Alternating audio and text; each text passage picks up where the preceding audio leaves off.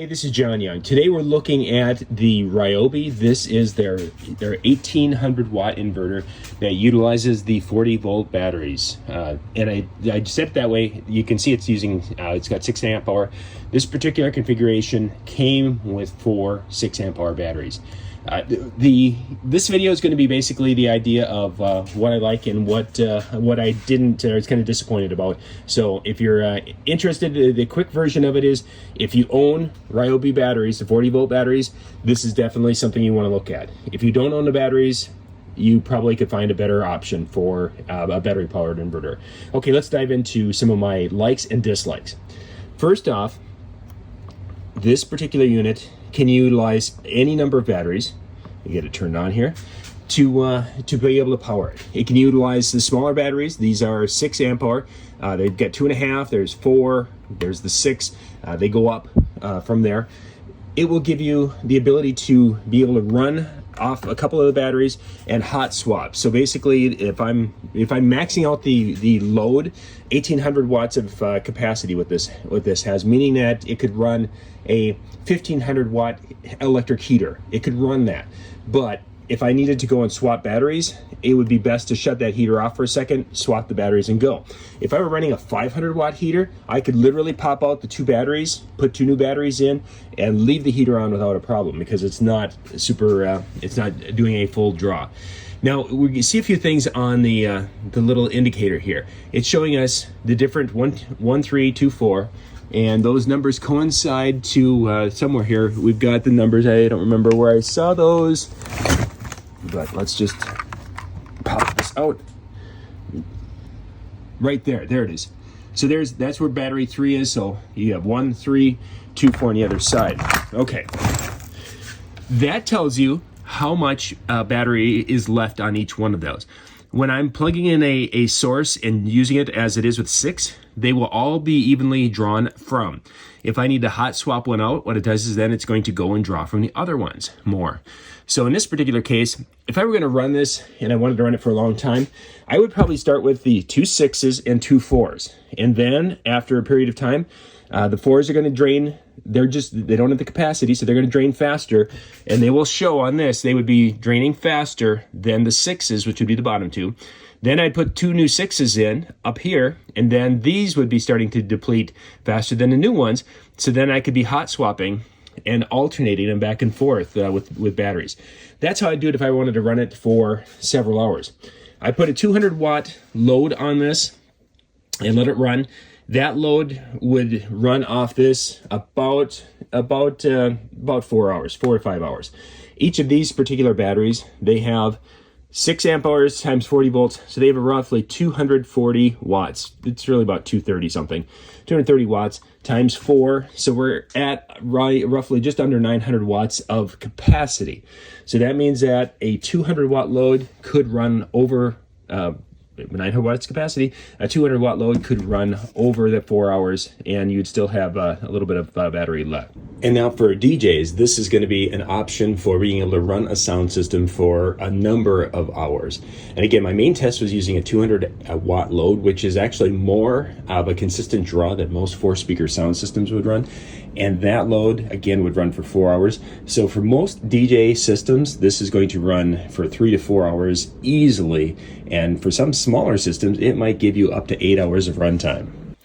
Now you see here we've got a load level. So whenever I plug a 200 watt load in, it's going to show me what load level I have. It's not going to show me how many watts are being drawn out. It's going to give me a report in the percent of what's being utilized.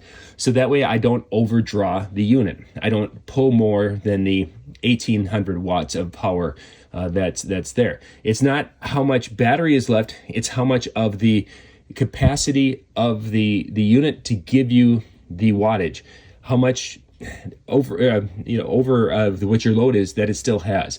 So this is something that you really want to be watching if you are using this, because you don't want to be pushing this to the point where it's 100% for very long or getting higher, because that's just going to burn the system out. You really want to be running that load level in the middle or down lower to get that additional run time. You got your power switch to turn your outlets on right here. You've got breaker and you've got a parallel kit, so you could actually run 2 of them together. And there's just a few little things. Charging port is right there. USB, USB is traditional, USB-C. Now, one of the things I'm not excited about is that you don't have on here the ability to see what your runtime is going to be. You really don't know. You can kind of get a guesstimate if you're looking at the load level of what it is compared to the 800 and some watts of capacity in this case, but you really don't know. Some of that is going to be available with the Bluetooth, more information is, but for most of us, that's, we're not going to utilize the Bluetooth because we're just basically here to do, utilize the thing. And there's the little light there. I just wanted to show you that. Okay. So again, if you own the batteries, this is definitely something to look at. Many of the battery units out there that are battery inverters like this, they have more information that is available on the unit itself. And I really, really like that. Weight-wise with the batteries, it's got some beef to it. It's a heavy unit, but it's also doing a lot. It's taking that and converting it down and giving you, an 1800 watt output capacity. So it's a beefy unit. This would be able to run most circular saws, smaller table saws, and of course anything beyond anything lower than that. It could run a coffee maker, a small coffee maker for a little while, small hair dryer, the kind of things people ask about. It can also have a solar panel. You can plug it in. There's a solar kit to this to be able to help, say if you're using it dry dock camping, that would help to charge the batteries up. Speaking of charging, we plug in our little charger. Here, I'll show you that. The charger for this is a little wall wart. It's not very, very big. It doesn't have a ton of output.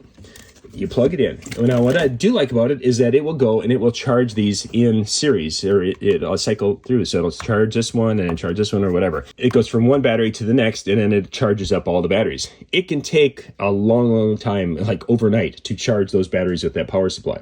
Another negative thing is that because of the power supply being fairly small and not having a ton of power output, you do not have pass-through power, so you can't be charging it and using it even with a low load. It just does not work. As soon as you plug it in for the power, the outlets were shut off. So it is what it is. It's going to be able to give you that going to a job site or a small spot and to be able to go and cut some boards. It's going to be able to give you some lights for your camping or a little fan and be able to charge it off a solar. But it's not going to be able to do some of the things that some of the more advanced units out there. It just really depends if you own these. And I own a lot of these. I've got different sizes and such.